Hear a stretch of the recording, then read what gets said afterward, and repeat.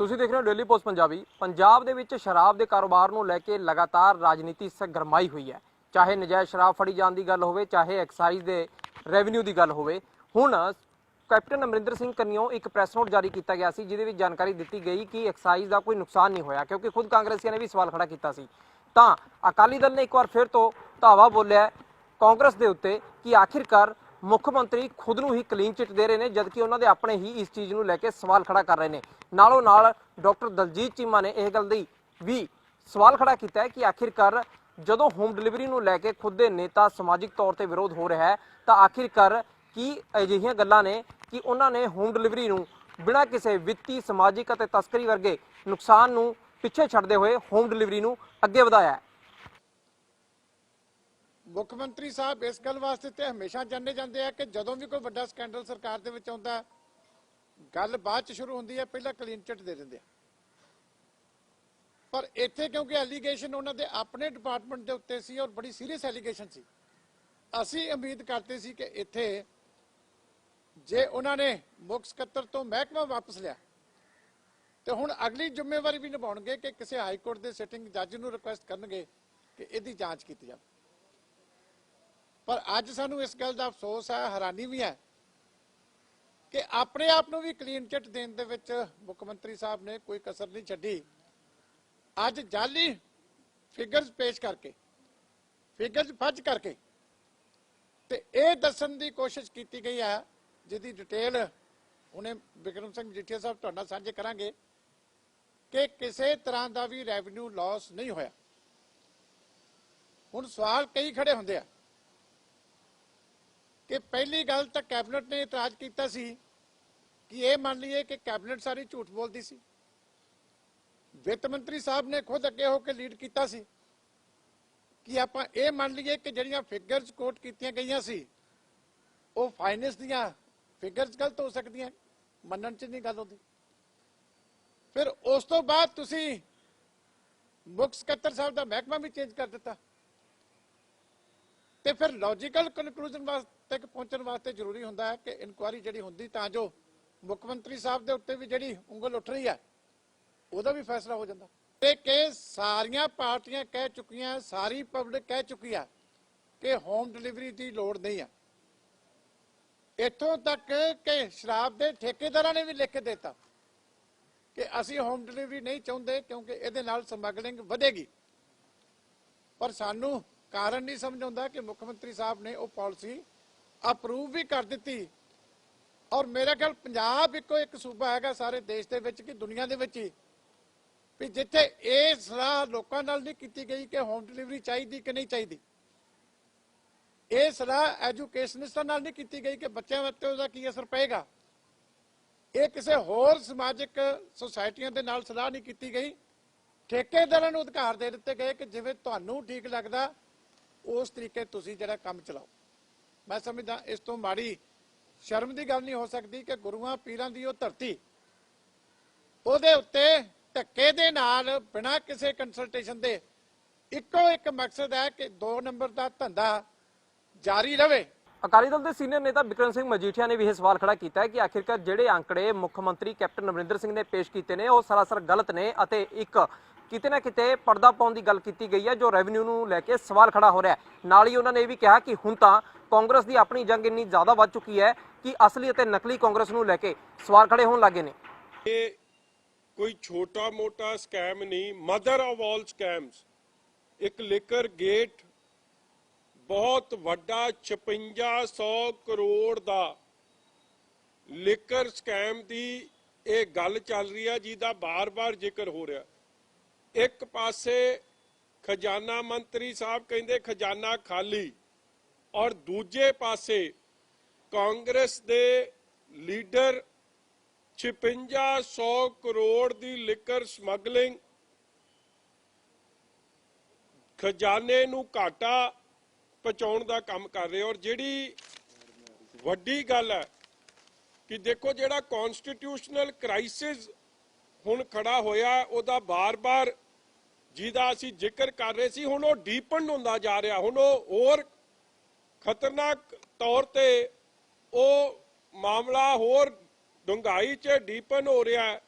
क्योंकि chief minister साहब का अज का बयान कि कोई लॉस तो होया ही नहीं, एक्साइज ऑफिशियल्स का बयान कि कोई लॉस तो होया ही नहीं, और फिर एक मंत्री साहब का यह कहना कि हुण मसला एक होर समझो जिवें कल्ला शराब का नहीं कि असली ते डुप्लीकेट का रौला रह गया, हुण तक कांग्रेसियां भी असली ते डुप्लीकेट का लौरा पै रहा। असली कहिंदे कि मैं जमानदरू कांग्रेसी ते आरोप है डुप्लीकेटां दा, जिहड़े तुसीं हुण मेरे तो की सम पुछदे हो, तुहानूं पता ही है।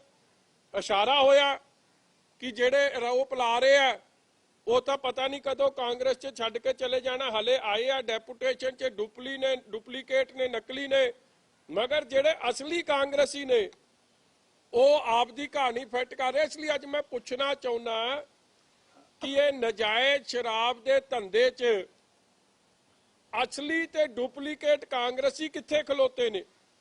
की वो सीएम कैप्टन अमरिंदर सिंह की गल नाल सहमत ने कि कोई लॉस नहीं?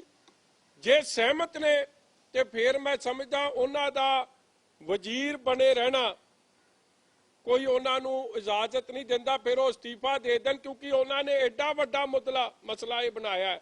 जिथे एक पासे नजायज शराब ਨੂੰ ਲੈ ਕੇ सवाल खड़े हो रहे ਨੇ, ਉੱਥੇ ਹੀ ਬਿਕਰਮ ਸਿੰਘ ਮਜੀਠੀਆ ਨੇ ਕਿਹਾ ਕਿ ਰੈਵਨਿਊ ਤੇ ਫਰਕ ਤਾਂ ਪਈ ਰਿਹਾ ਨਜਾਇਜ਼ ਸ਼ਰਾਬ ਦੇ ਨਾਲ, ਉੱਥੇ ਹੀ ਫੈਕਟਰੀਆਂ ਫੜੇ ਜਾਣ ਦੇ ਨਾਲ ਜਿਵੇਂ ਤਸਕਰੀ ਹੋ ਰਹੀ ਹੈ ਉਹਦੇ ਨਾਲ ਇੱਕ ਪੁਆਇੰਟ ਇਹ ਵੀ ਹੈਗਾ ਹੈ ਕਿ ਉਸ ਤੋਂ ਲੈ ਕੇ ਲੋਕਾਂ ਦੀ ਜਾਨ ਦਾ ਖਤਰਾ ਬਣ ਰਿਹਾ ਹੈ, ਕਿਉਂਕਿ ਆਖਿਰਕਾਰ ਉਹ ਸ਼ਰਾਬ ਕਿੱਥੋਂ ਹੈ ਉਸ ਦਾ ਕੋਈ ਜਦ ਕ੍ਰਾਈਟੇਰੀਆ ਨਹੀਂ ਹੈ, उस शराब के उत्ते मार्किंग कितों हो रही है, नजायज शराब कितों भरी जा रही है, तो कई तरह के सवाल खड़े कर दी है। ਜਿਹੜੀ ਦੂਜੀ ਫਿਕਰ ਦੀ ਗੱਲ ਹੈ, ਕੱਲਾ ਰੈਵਨਿਊ ਲਾਸ ਇੱਕ ਵੱਡਾ ਕਾਰਨ ਜ਼ਰੂਰ ਹੈ ਫਿਕਰ ਦਾ, ਮਗਰ ਦੂਜਾ ਜਿਹੜਾ ਦੇਖੋ ਇੱਕ ਟ੍ਰੈਜੇਡੀ ਬੜੀ ਵੱਡੀ ਵਾਪਰ ਸਕਦੀ ਹੈ।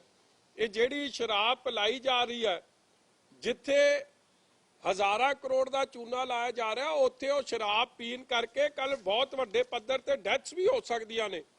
ਕਈਆਂ ਦੀ ਤੁਸੀਂ ਵੇਖਿਆ ਕਿ ਜਦੋਂ ਇਲੀਗਲ ਸ਼ਰਾਬ ਕਿੰਨੀਆਂ ਵੱਡੀਆਂ ਟ੍ਰੈਜੇਡੀ 'ਚ ਰਿਜ਼ਲਟ ਹੋਈਆਂ ਨੇ, ਉਹਦੇ ਕਰਕੇ ਵੀ ਸਾਨੂੰ ਬੜਾ ਇਸ ਗੱਲ ਦਾ ਹੈ ਕਿ ਅਸਲੀ ਬੰਦਿਆਂ ਤੱਕ ਪਹੁੰਚਣਾ ਬੜਾ ਜ਼ਰੂਰੀ। ਔਰ ਨਜਾਇਜ਼ ਸ਼ਰਾਬ ਦੀ ਤਸਕਰੀ ਨੂੰ ਲੈ ਕੇ ਵਿਕਰਮ ਸਿੰਘ ਮਜੀਠੀਆ ਨੇ ਇਹ ਵੀ ਸਵਾਲ ਖੜਾ ਕੀਤਾ ਹੈ ਕਿ ਜਦ ਨਜਾਇਜ਼ ਸ਼ਰਾਬ ਦੀਆਂ ਫੈਕਟਰੀਆਂ ਫੜੇ ਜਾਣਾ, ਤਸਕਰਾਂ ਦਾ ਫੜੇ ਜਾਣਾ ਤੇ ਇੰਨੇ ਵੱਡੇ ਲੈਵਲ ਤੇ ਪੰਜਾਬ ਦੇ ਵਿੱਚ ਸਪਲਾਈ ਹੋਣਾ, ਇਹ ਵੀ ਹੁਣ ਸਵਾਲ ਬਣ ਚੁੱਕਿਆ ਹੈ ਕਿ ਆਖਿਰਕਾਰ ਉਹ ਫੈਕਟਰੀ ਮਾਲਕਾਂ ਦੇ ਖਿਲਾਫ ਜਾਂ ਫਿਰ ਉਹ ਨਜਾਇਜ਼ ਸ਼ਰਾਬ ਦੇ ਕਾਰੋਬਾਰ ਦੇ ਵਿੱਚ ਜਿਹੜੇ ਲੋਕ ਰੁੱਝੇ ਹੋਏ ਨੇ ਉਹਨਾਂ ਦੇ ਖਿਲਾਫ ਆਖਰ ਕਾਰਵਾਈ ਕਿਉਂ ਨਹੀਂ ਹੋ ਰਹੀ। ਵਿਕਰਮ ਮਜੀਠੀਆ ਨੇ ਸਿੱਧੇ ਆਰੋਪ ਲਗਾਏ ਨੇ ਕਿ ਆਖਿਰਕਾਰ ਕਾਂਗਰਸ ਦੀ ਸ਼ਹਿ ਦੇ ਉੱਤੇ ਇਹ ਸਾਰੇ ਕਾਰੋਬਾਰ ਚੱਲ ਰਹੇ ਨੇ, ਕਿਤੇ ਨਾ ਕਿਤੇ ਕਾਂਗਰਸੀਆਂ ਨਾਲ ਇਹਨਾਂ ਤਸਕਰਾਂ ਦੇ ਅਤੇ ਨਜਾਇਜ਼ ਫੈਕਟਰੀ ਸ਼ਰਾਬ ਮਾਲਕਾਂ ਦੇ ਸੰਬੰਧ ਹੈਗੇ ਨੇ।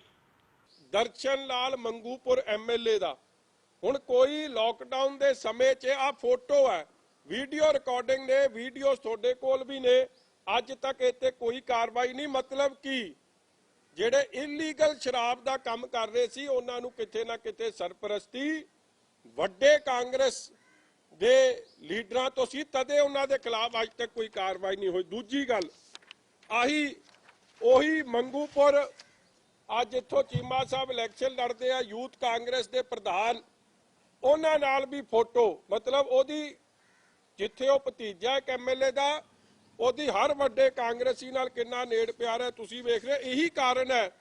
ਔਰ ਕੈਪਟਨ ਅਮਰਿੰਦਰ ਸਿੰਘ ਨਾਲ ਉਹਦੀ ਫੋਟੋ, ਅੱਜ ਤੱਕ ਉਹਦੇ ਤੇ ਕੋਈ ਪਰਚਾ ਨਹੀਂ। ਜਦੋਂ ਰੰਗੇ ਹੱਥੀ ਸ਼ਰਾਬ ਦੇ ਠੇਕੇ ਤੋਂ ਸ਼ਰਾਬ ਵਿਕਦੀ ਫੜਿਆ ਗਿਆ ਸੀ, ਮਗਰ ਕੋਈ ਕਾਰਵਾਈ ਨਹੀਂ। ਲੋਕਡਾਊਨ ਦੇ ਸਮੇਂ ਜਦੋਂ ਸ਼ਰਾਬ ਦੇ ਠੇਕੇ ਚਲਾਨਾ ਗੈਰ ਕਾਨੂੰਨੀ ਕੰਮ ਸੀ ਔਰ ਰਾਸ਼ਨ ਦੀ ਦੁਕਾਨ ਖੁੱਲਦੀ ਨਹੀਂ ਸੀ, ਸ਼ਰਾਬ ਦਾ ਠੇਕਾ ਖੁੱਲਦਾ ਸੀ, ਰੌਲਾ ਪੈਂਦਾ ਸੀ, ਮਗਰ ਉੱਤੇ ਕਾਰਵਾਈ ਕੋਈ ਨਹੀਂ। ਫਿਰ ਦੂਜਾ ਬੰਦਾ ਆ ਜਿਹੜਾ ਇਹ ਮੈਂ ਫੋਟੋ ਪਹਿਲਾਂ ਹੀ ਵਿਖਾਤੀ ਆ, ਕਲਰਡ ਫੋਟੋ ਆ, ਤੁਹਾਨੂੰ ਦੇ ਵੀ ਦਿੰਨੇ ਆ। ਆ ਦੂਜੀ ਜਿਹੜੀ ਫੈਕਟਰੀ ਹੋਈ ਹੈ ਜਿੱਥੇ 100 ਕਰੋੜ ਤਾਂ ਬੜੀ ਛੋਟੀ ਜੀ ਅਮਾਉਂਟ ਦੱਸਦੀ ਉਹਨਾਂ ਨੇ, ਇਹ ਘੱਟੋ ਘੱਟ 500 ਕਰੋੜ ਦਾ ਵੱਡਾ ਸਕੈਮ ਹੈ। ਕਿਉਂ ਮੈਂ ਇਹ ਗੱਲ ਕਹਿ ਰਿਹਾ? ਰੈਵਨਿਊ ਨੂੰ ਲੈ ਕੇ ਜਿਵੇਂ ਖੁਦ ਕਾਂਗਰਸ ਦੇ ਲੀਡਰ ਸਵਾਲ ਖੜੇ ਕਰ ਰਹੇ ਨੇ, ਤਾਂ ਉੱਥੇ ਵਿਕਰਮ ਸਿੰਘ ਮਜੀਠੀਆ ਨੇ ਆਖਿਰ ਦੇ ਵਿੱਚ ਇਹ ਵੀ ਕਿਹਾ ਕਿ ਆਖਿਰਕਾਰ ਜਿਸ ਤਰ੍ਹਾਂ ਦੇ ਨਾਲ ਪੂਰਾ ਕਾਰੋਬਾਰ ਚੱਲ ਰਿਹਾ ਹੈਗਾ ਤਾਂ ਉਹਦੇ 'ਚ ਰੈਵਨਿਊ ਦਾ ਨੁਕਸਾਨ ਤਾਂ ਹੋਵੇਗਾ ਹੀ, ਤੇ ਇਹ ਨੁਕਸਾਨ ਉਦੋਂ ਤੱਕ ਨਹੀਂ ਰੁਕ ਸਕਦਾ ਜਦੋਂ ਤੱਕ ਪੂਰੇ ਨਜਾਇਜ਼ ਸ਼ਰਾਬ ਦੇ ਕਾਰੋਬਾਰ ਦੇ ਉੱਤੇ ਸ਼ਿਕੰਜਾ ਸਰਕਾਰ ਵੱਲੋਂ ਨਹੀਂ ਕੱਸਿਆ ਜਾਂਦਾ। ਇਸੇ ਤਰ੍ਹਾਂ ਆ ਕਈ ਹੋਰ ਫੋਟੋਆਂ ਕਿ ਜਿੰਨੀ ਵਾਰੀ ਵੀ ਸ਼ਰਾਬ ਦੇ ਜੇ ਕਾਰੋਬਾਰੀ ਕਰਦੇ ਲੋਕ ਫੜੇ ਗਏ, ਐਮਐਲਏ ਸਾਹਿਬ ਨੇ ਏਟੀਸੀ ਨੂੰ ਸ਼ਿਕਾਇਤ ਕੀਤੀ 2 ਮਈ ਨੂੰ, ਕੋਈ ਕਾਰਵਾਈ ਨਹੀਂ ਕੀਤੀ। ਫੈਕਟਰੀ ਕਦੋਂ ਤੋਂ ਪਹਿਲਾਂ ਫੜੀ ਜਾਣੀ ਸੀ। ਖੰਨੇ 'ਚ ਰਿਕਵਰੀ ਹੋਈ, ਕੋਈ ਕਾਰਵਾਈ ਨਹੀਂ। ਰੋਪੜ 'ਚ ਕੋਈ ਕਾਰਵਾਈ ਨਹੀਂ। ਆ ਜਿਹੜਾ ਰਾਜਪੁਰੇ 'ਚ ਵੀ ਜਿਹੜਾ ਹੁੱਕਾ ਪਾਰਟੀ ਸੀ, ਜਿੱਥੋਂ ਕਰੋਨਾ ਵਾਇਰਸ ਦੇ ਪੇਸ਼ੈਂਟਾਂ ਦੀ ਗਿਣਤੀ ਬਣੀ ਹੈ, ਕੋਈ ਕਾਰਵਾਈ ਨਹੀਂ। ਹੁੱਕਾ ਪਾਰਟੀ ਸਧਾਰਨ ਬੰਦਾ ਨਹੀਂ ਚਲਾ ਸਕਦਾ ਸੀ। ਸ਼ਰਾਬ ਦੀ ਪਾਰਟੀ ਸਧਾਰਨ ਬੰਦਾ ਨਹੀਂ ਚਲਾ ਸਕਦਾ ਸੀ। ਮਗਰ ਜਦ ਜੜ ਤੱਕ ਪਹੁੰਚਣਾ ਨਹੀਂ ਤੇ ਸੁਭਾਵਿਕ ਹੈ ਫਿਰ ਤੁਹਾਡੀ ਸੀਰੀਅਸਨੈਸ ਐਕਸਾਈਜ਼ ਦੇ ਲਾਸ ਨੂੰ ਰੋਕਣ ਦੀ ਜ਼ੀਰੋ ਹੋ ਜਾਂਦੀ ਹੈ। ਔਰ ਇਹੀ ਕਾਰਨ ਹੈ ਕਿ ਪਿਛਲੇ 3 ਸਾਲਾਂ 'ਚ ਐਕਸਾਈਜ਼ ਦਾ ਜਿਹੜਾ ਲਾਸ ਹੈ ਉਹ ਵੱਧ ਰਿਹਾ, ਘਟ ਨਹੀਂ ਰਿਹਾ। ਦੇਖਿਆ ਜਾ ਸਕਦਾ ਕਿ ਪੰਜਾਬ ਦੇ ਵਿੱਚ ਕਾਫੀ ਸਮੇਂ ਤੋਂ ਸ਼ਰਾਬ ਨੂੰ ਲੈ ਕੇ ਹੀ ਰਾਜਨੀਤੀ ਲਗਾਤਾਰ ਚੱਲ ਰਹੀ ਹੈ। ਜਿੱਥੇ ਕਾਂਗਰਸ ਦੇ ਨੇਤਾਵਾਂ ਵੱਲੋਂ ਐਕਸਾਈਜ਼ ਨੀਤੀ ਨੂੰ ਲੈ ਕੇ ਸਵਾਲ ਖੜਾ ਕੀਤਾ ਗਿਆ, ਚੀਫ ਸੈਕਟਰੀ ਤੱਕ ਦੇ ਸਵਾਲ ਖੜੇ ਕੀਤੇ ਗਏ। ਉਸ ਤੋਂ ਬਾਅਦ ਹਾਲਾਂਕਿ ਸਰਕਾਰ ਵੱਲੋਂ ਵੀ ਸਾਰੇ ਸਵਾਲਾਂ ਦੇ ਜਵਾਬ ਦੇਣ ਦੀ ਕੋਸ਼ਿਸ਼ ਕੀਤੀ ਗਈ ਹੈ, ਪਰ ਉਹਨਾਂ ਤੇ ਮੁੜ ਸਵਾਲ ਖੜੇ ਹੋ ਰਹੇ ਨੇ। ਆਖਿਰਕਾਰ ਜਿਸ ਤਰ੍ਹਾਂ ਦੇ ਨਾਲ ਸ਼ਰਾਬ ਦੇ ਰੈਵਨਿਊ ਨੂੰ ਲੈ ਕੇ ਸਵਾਲ ਖੜੇ ਹੋ ਰਹੇ ਨੇ, ਤਾਂ ਦੇਖਿਆ ਜਾ ਸਕਦਾ ਕਿ ਆਉਣ ਵਾਲੇ ਦਿਨਾਂ ਦੇ ਵਿੱਚ ਇਹੀ ਰਾਜਨੀਤੀ ਦਾ ਇੱਕ ਮੁੱਖ ਬਿੰਦੂ ਬਣਦਾ ਹੋਇਆ ਨਜ਼ਰ ਆਊਗਾ, ਜਿੱਥੇ ਕਿ ਸਰਕਾਰ ਦੇ ਉੱਤੇ ਸਵਾਲ ਖੜੇ ਹੋਣਗੇ। ਆਪਣੇ ਅਤੇ ਵਿਰੋਧੀ ਇੱਕ ਸਟੇਜ ਤੇ ਇਕੱਠੇ ਹੁੰਦੇ ਹੋਏ ਨਜ਼ਰ ਆ ਰਹੇ ਨੇ, ਕਿਉਂਕਿ ਜੋ ਕੰਮ ਵਿਰੋਧੀਆਂ ਦਾ ਹੁੰਦਾ ਹੈ, ਜਦੋਂ ਖੁਦ ਪਾਰਟੀ ਦੇ ਲੀਡਰ ਵੀ ਸਵਾਲ ਚੱਕ ਰਹੇ ਹੋਣ ਤਾਂ ਉਹ ਇੱਕ ਲਾਈਨ ਦੇ ਵਿੱਚ ਦਿਖਦੇ ਹੋਏ ਨਜ਼ਰ ਆਉਂਦੇ ਨੇ। ਵੀਡੀਓ ਜਰਨਲਿਸਟ ਕਮਲ ਦੇ ਨਾਲ ਸੁਮਿਤ ਜੋਸ਼ੀ, ਡੇਲੀ ਪੋਸਟ ਪੰਜਾਬੀ, ਚੰਡੀਗੜ੍ਹ।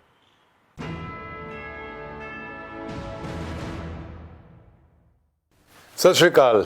ਜੇ ਤੁਸੀਂ ਕੈਨੇਡਾ ਸਟੂਡੈਂਟ ਵੀਜ਼ੇ ਤੇ ਜਾਣਾ ਚਾਹੁੰਦੇ ਹੋ ਪਰ ਆਇਲਸ ਵਿੱਚ ਓਵਰਆਲ ਤਾਂ 6 ਆ ਗਏ, ਇੱਕ ਵਿੱਚ 5.5 ਬੈਂਡ ਕਰਕੇ ਡਰਦੇ ਹੋ, ਜਾਂ ਕੈਨੇਡਾ ਦਾ ਸਟੂਡੈਂਟ ਵੀਜ਼ਾ ਰਿਫਿਊਜ਼ ਕਰਵਾ ਬੈਠੇ ਹੋ, ਜਾਂ ਸਟੱਡੀ ਗੈਪ ਜ਼ਿਆਦਾ ਹੋਣ ਕਰਕੇ ਸੋਚਦੇ ਹੋ ਕਿ ਕਿਤੇ ਰਿਫਿਊਜ਼ਲ ਨਾ ਆ ਜਾਵੇ, ਤੇ ਅੱਜ ਹੀ ਪਿਰਾਮਿਡ ਈ ਸਰਵਿਸਿਜ਼ ਨੂੰ ਮਿਲੋ ਔਰ ਕੈਨੇਡਾ ਜਾਣ ਦੇ ਆਪਣੇ ਸੁਪਨੇ ਨੂੰ ਸਾਕਾਰ ਕਰੋ।